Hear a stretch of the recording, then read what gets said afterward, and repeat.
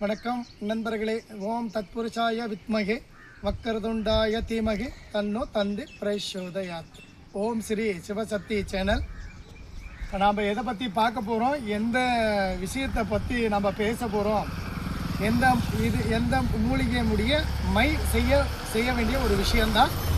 குலதெய்வத்தினுடைய அனுகிரகம் இல்லாத குறி சொல்லவும் முடியாது. அந்த மாதிரி குலதெய்வத்தை ஃபஸ்ட்டு வசியம் பண்ணுறதுக்கு எந்தெந்த வேலை எடுத்து குலதெய்வத்தினுடைய மூலிகை அந்த மை செய்முறையை தான் நான் இப்போ உங்களுக்கு சொல்ல போகிறேன்.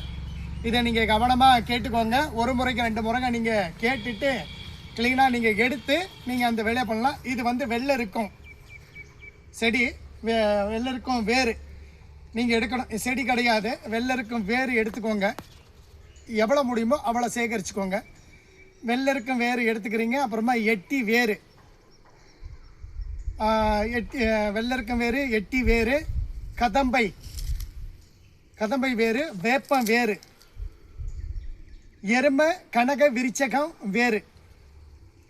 இந்த வேறுகளை என்ன பண்ணுறீங்க அப்படின்னா, அப்புறம் நம்ம வில்வ மரத்தினுடைய வேறு, மூங்க மரம் இருக்க மூங்கில் மரத்தினுடைய வேர். இந்த வேர்களை எல்லாமே நீங்கள் எடுக்க வேண்டிய இந்த நாள் இந்த விஷயத்தை எடுக்கிறது. இது ஞாயிற்றுக்கிழமை ஒரு நாளில் தான் இந்த வேர் மட்டும் எடுக்கணும். ஞாயிற்றுக்கிழமை இந்த வேர் எடுத்துக்கோங்க. ஞாயிற்றுக்கிழமைன்னா நம்ம விநாயகரை நீங்கள் வழிபாடு பண்ணிவிட்டு இந்த ஞாயிற்றுக்கிழமை இதுக்கு காப்பு கட்டி சாபத்தை போக்கி உயிர் ஊட்டி இதை எடுத்துக்கணும். அதே மாதிரி குலதெய்வத்தினுடைய அனுகிரகத்தை நீங்கள் வாங்கிக்கணும்.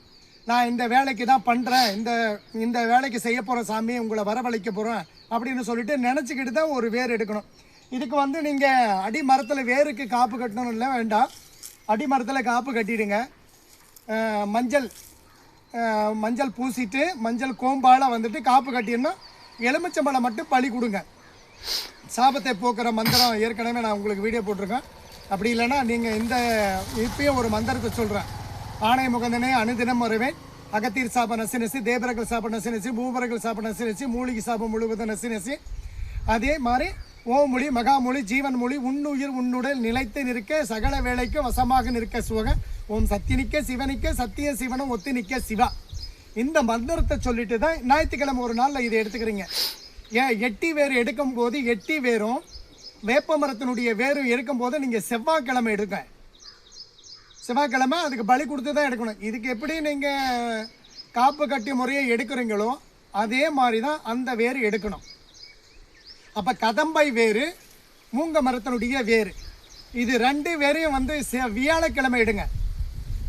வியாழக்கிழமை எடுத்துக்கோங்க. அப்படி இல்லைன்னா வெள்ளிக்கிழமை எடுத்துக்கோங்க. இதை எல்லாமே எடுத்துக்கின்னு அப்புறம் கனக விரிச்சகம் மரம், அது நீங்கள் திங்கக்கிழமை எடுத்துக்கலாம். அப்படி இல்லைன்னா நீங்கள் செவ்வாய்க்கிழமை கூட எடுத்துக்கலாம். அதுக்கு எந்த நாலு கோளெல்லாம் ஒன்றுமே கிடையாது. நீங்கள் எந்த நாளில் கூட நீங்கள் எடுத்துக்கலாம். ஆனால் சனிக்கிழமை ஒரு நாள் மட்டும் விட்டுடுங்க. இதெல்லாம் எடுத்து என்ன பண்ணுறீங்க அப்படின்னா, எல்லாம் ஒவ்வொரு அளவு, இந்த வேறு எந்த அளவுக்கு போகிறீங்களோ அந்த அளவே நீங்கள் பண்ணிக்கணும். பண்ணிவிட்டு இதுக்கு நீங்கள் பூஜை பண்ணி சாபத்தையெல்லாம் போக்கி எல்லாத்தையும் எடுத்துக்கிறீங்க. எல்லா வேரையும் ஒன்றா சேர்த்து புது சட்டி, புது பானையாக இருக்கட்டும், அந்த பானையில் வாங்கிட்டு வரும்போது நீங்கள் இதையெல்லாம் ஒன்றை எடுத்துக்கிட்டு மறுபடியும் வீட்டாண்ட என்ன பண்ணுறீங்கன்னா அறுகோண சக்கரம் போடுங்க. முருகப்பெருமான் அறுகோண சக்கரம், அந்த அறுகோண சக்கரத்தை போட்டுட்டு அதுக்குள்ளே சென்ட்ரலில் வச்சிடணும். வச்சுட்டு என்ன பண்ணுறீங்க, 5 விளக்கு ஏற்றுங்க. 5 விளக்குன்னா நம்ம அந்த உள்ளே பார்க்குற மாதிரி இந்த நம்ம எடுத்துன்னு வந்துக்கிற வேறு அந்த வட்டம் போட்டுட்டு வட்டத்துக்குள்ளே அறுகோண சக்கரம் போட்டுட்டு அதுக்கு மேலே வச்சுருங்க. அதுக்குள்ளே இதை வச்சுட்டு அறுகோண சக்கரம் போட்டுறீங்க. அப்புறமா இந்த 5 விளக்கு வைங்க. 5 விளக்கு வைக்கும்போது ஒரு இடத்துல வாழைப்பழமோ வெத்தலை பாக்கு, 3 வெத்தலை 4 பாக்கு, 2 வாழைப்பழம் போதும், 2 ஊதுபத்தி கொளுத்தி வச்சுக்கிட்டு நீங்கள் அந்த வேற உள்ளே வச்சுருங்க. மறுபடியும் நீங்கள் வடக்க முகமாக உட்காந்துக்குங்க, அமர்ந்துக்கோங்க. அந்த சக்கரமெல்லாம் போட்டு வச்சுட்டுக்கிறீங்க. நீங்கள் வடக்க முகமாக உட்காந்துட்டு குலதெய்வத்தினுடைய வழிபாடு, நீங்கள் எந்த குலதெய்வம் நீங்கள் கும்பிட்றீங்களோ அந்த தெய்வத்தை நீங்கள் அந்த மந்திரத்தை சொல்லி, இப்போ முனியப்பனுடைய குலதெய்வமாக இருந்தால் நீங்கள் அறிவோம் முனியப்பா வசி வசி வா வா சுவாக இந்த மந்திரத்தை சொல்லுங்கள். இது அம்பாளை நீங்கள் வசியம் பண்ணுறீங்க. யார் காளியை வசியம் பண்ணாலும் சரி, அறிவோம் காளியம்மா வசி வசி வா வா ஸ்வாக, இந்த மந்திரத்தை தான் நீங்கள் சொல்லணும். இதை சொல்லிட்டு இதை அந்த செடிகளெல்லாம் சேர்த்து எல்லாத்தையும் எடுத்துட்டு என்ன பண்ணுறீங்கன்னா, அதுக்கு உள்ளர வந்து என்ன பண்ணுங்க, ஒரு சட்டி வாங்கின்னு வந்து சின்ன சின்னதாக கட் பண்ணிவிட்டு, அது எடுக்கும்போது இரும்பு ஆயுதம் படக்கூடாது.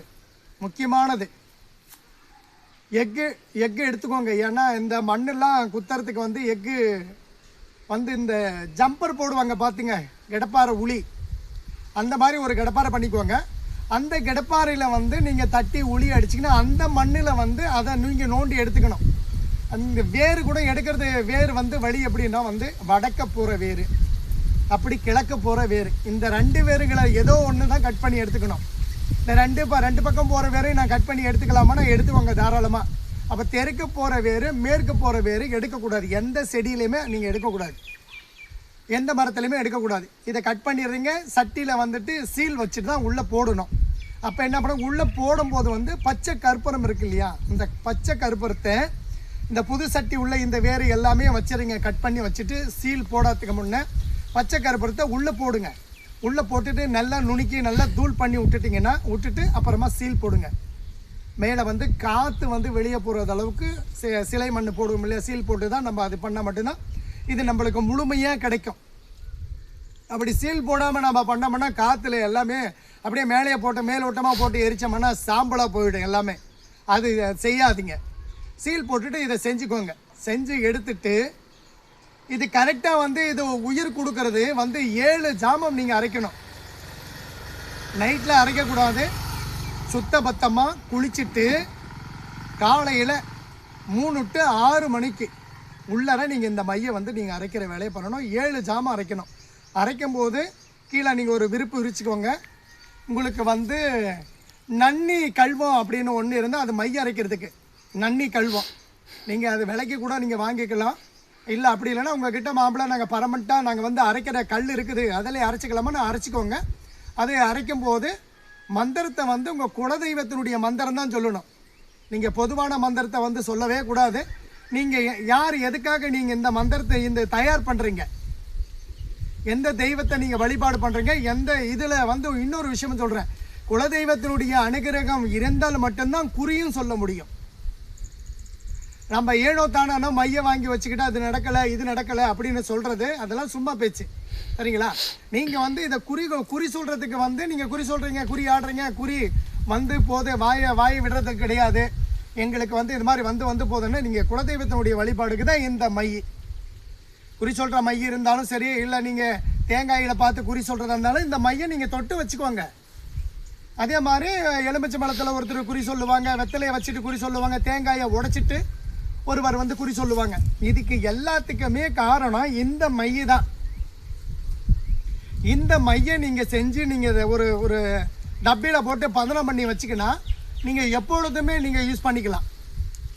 இது வந்து எதுக்காக சொல்கிறோம் அப்படின்னா, நம்ம ஒரு நல்ல காரியத்தை சொல்லும் போது விட்டு போயிடுது, வாய் கட்டிடுறாங்க, அப்புறம் கோவிலில் நல்ல கூட்டம் வந்துகிட்டே இருக்குது, கூட்டம் இப்போ வர்றது கிடையாது அப்படின்னு சொல்கிறாங்க. எல்லாருமே அது மாதிரி தான் சொல்கிறீங்க. நிறைய பேர் வந்து அந்த காரணத்தை வந்து நீங்கள் சொல்லக்கூடாது அப்படின்றதுக்காக இது வந்து நீங்களே செஞ்சுக்கோங்க. நீங்கள் செய்யறதுக்கோசம் நான் சொல்கிறேன். இதை வந்து யாரும் சொல்ல மாட்டாங்க, யாரும் சொல்லி கொடுக்க மாட்டாங்க.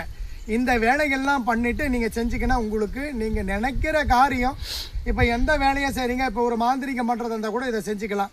இப்போ இல்லை எங்கள் வீட்டுக்கு குலதெய்வமே வர கிடையாது அப்படின்னு சொல்கிறவங்க இதை வாங்கி நெத்தியில் வச்சுக்கினீங்க, நீங்கள் இது வரும். நீங்கள் செஞ்சு நீங்கள் வச்சுக்கோங்க. அப்படி எங்களாலாம் செய்ய முடியல, உங்களிடம் கிடைக்குமான்னா நாங்கள் இந்த வேலை தான் செய்கிறோம், செஞ்சு நாங்கள் கொடுப்போம், சரிங்களா? யார் யாருக்கு எந்தெந்த குலதெய்வத்துக்குனுடைய விஷயமோ அந்த விஷயமெல்லாம் நாங்கள் அவங்கவுங்களுக்கு வந்து நாம் இதை செஞ்சு நாங்கள் ஒட்டுமொத்தமாக நாங்கள் எல்லாருக்குமே கொடுப்போம். நாங்கள் கொடுத்துட்டு தான் இருக்கிறோம்.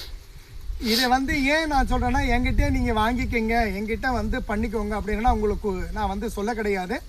இந்த விஷயம் எல்லாருமே நிறையா இடத்துல போய் ஏமாந்து எல்லாமே கஷ்டப்பட்டுட்டு ஒவ்வொரு ரூபாய் கஷ்டப்பட்டு செலவு பண்ணாலும் நம்ம காசு தான். ஆனால் அங்கே என்ன நோக்கத்தில் போவோம், அங்கே நம்மளுக்கு இங்கே போனால் இது எல்லாமே நடக்குது, இது எல்லாமே நடந்துடும், இதெல்லாம் நம்ம ஏதோ ஒன்று சம்பாரிச்சிடலாம், நம்ம ஏதோ ஒன்று நம்ம இருக்கிற கஷ்டத்துலேருந்து வெளியே வந்துடலான்னு எல்லாருக்குமே இருக்கும் அந்த ஆசை. அதனால் நீங்கள் என்ன பண்ணுறீங்க அப்படின்னா, இது சிம்பிளான விஷயம் தான். ஏன்னா எங்கள் ஒரு விஷயம் மட்டும் சொல்கிறேன், கஷ்டப்படாமல் எதுவும் கிடைக்காது.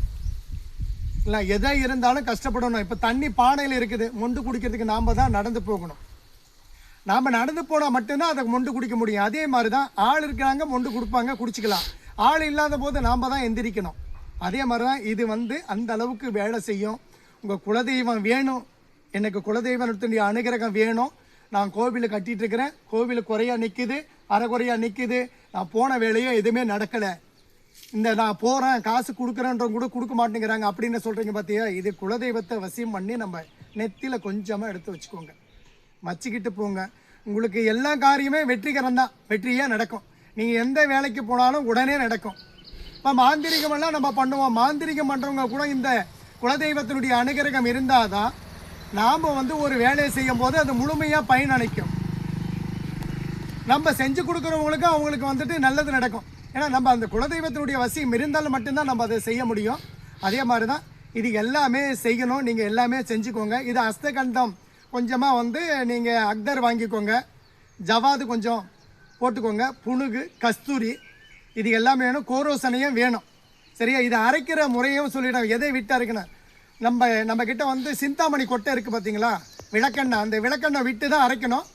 சரியா? எதை விட்டு அரைக்கிறதுன்னு நான் சொல்லாமல் இருந்தால் உங்களுக்கு தெரியாமல் போயிடும். சிந்தாமணி எண்ணெய், முத்து எண்ணெய்ன்னு சொல்லுவாங்க, அது சின்ன மணி இறக்க மேலே அந்த எண்ணெயை விட்டு மட்டும்தான் அரைக்கணும். நான் இதை சொன்னதையெல்லாம் ஒரு முறைக்கு 2 முறை யோசனை பண்ணிட்டு கிளீனாக செய்யுங்க. உங்களுடைய வீடு தேடி உங்கள் கதவை தட்டும் உங்களுடைய குலதெய்வம். தேவைப்படுறவங்க எனக்கு ஃபோன் பண்ணுங்கள். உங்களுக்கு வேறு எதனா விஷயம் வேணும்னாலும் எனக்கு ஃபோன் பண்ணுங்கள். தாராளமாக கண்டிப்பாக நாங்கள் சொல்லிக் கொடுப்போம். இப்போ மாந்திரிகம் பயிற்சி கூட நாங்கள் நடத்திட்டுருக்குறோம். கண்டிப்பாக அதுக்கும் நாங்கள் ட்ரை பண்ணி எல்லாருக்குமே கொடுக்கணும். நல்ல மாதிரியாக முறையாக பயிற்சி கற்றுத்தருவோம், மந்திரமும் சொல்லித்தருவோம், எல்லா விஷயமும் உங்களுக்கு கற்றுத்தருவோம். நீங்கள் எங்களுக்கு தொடர்பு கொள்ளுங்கள். என்னுடைய நம்பர் டிஸ்கிரிப்ஷனில் கொடுத்துருக்கேன், ஃபோன் பண்ணுங்கள். இதே மாதிரி எல்லா விஷயத்துக்கும் எங்கள் கிட்ட கிடைக்கும், சகல விஷயத்துக்கும் எங்களை தொடர்பு கொண்டு பேசுங்க. இந்த வீடியோ மறக்காமல் நண்பர்களே ஷேர் பண்ணுங்கள், கமெண்ட் பண்ணுங்கள், சப்ஸ்கிரைப் பண்ணுங்கள். என்ன நீங்கள் ஒவ்வொரு வீடியோவும் சப்ஸ்கிரைப் பண்ணி எங்களுக்கு ஊக்கத்தை கொடுக்கும்போது தான் நாங்கள் ஒவ்வொரு வீடியோவும் உங்களுக்கு புதுமையாகவும் ரொம்ப எளிமையாகவும் இந்த வீடியோ பதிவெல்லாம் உங்களுக்கு போட முடியும். நீங்கள் எந்த காரணத்திலையும் எந்த நேரத்திலும் எனக்கு ஃபோன் பண்ணாலும் எடுப்பேன். ஏதோ பூஜையில் இருந்தால் நான் எடுக்க மாட்டேன். பூஜை முடிச்சுட்டு உங்களுக்கு கால் பண்ணுவேன். வணக்கம் நண்பர்களே.